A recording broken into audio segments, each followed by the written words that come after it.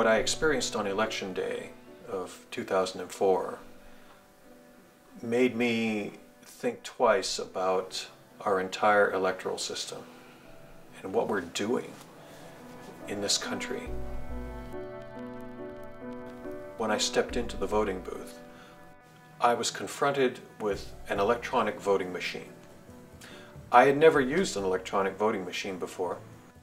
Since the most important thing that I was there to do was to vote for president, I voted for John Kerry. The flashing red light went out and a steady red light went on next to John Kerry's name. When I was finished with this, I could deal with the other candidates and propositions and what have you.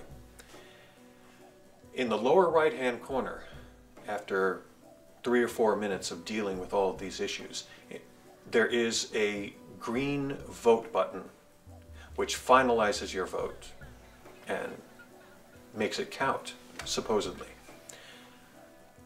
I saw the green vote button and I was about to press it. And I pulled back for a second and I said, wait a minute, I want to proofread what I did. So I went back and looked at all the stuff, and in the upper left-hand corner, my vote for John Kerry was no longer there. The machine had reverted to a flashing no vote status. I said, oh, I need to fix this. So I pressed John Kerry's name, and as I was staring at the steady red light next to his name, I felt around the lower right for the green vote button and hit it. So hopefully my vote counted. And then I went home and I thought about what had happened in that voting booth. And I sat and I wondered, could this have happened to many, many more people? This might be a pervasive problem. Maybe it's more far-reaching than just my particular voting machine. I went to the hearing at the Franklin County Courthouse, the hearing that was set up to investigate voting irregularities that had happened in Ohio. And when I arrived at the courthouse, I was surprised to see that the chamber was full of about 150, maybe 200 people. I was not the only one that had had something odd happen to them in the voting booth as it pertains to the electronic voting machines here in Ohio. There were tons of people that had this happen to them. How many had it happen to them but didn't even know it?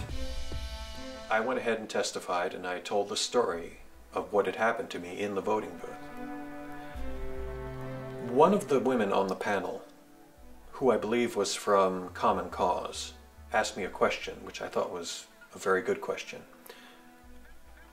She said, were there any other issues that reverted to no vote status besides voting for president?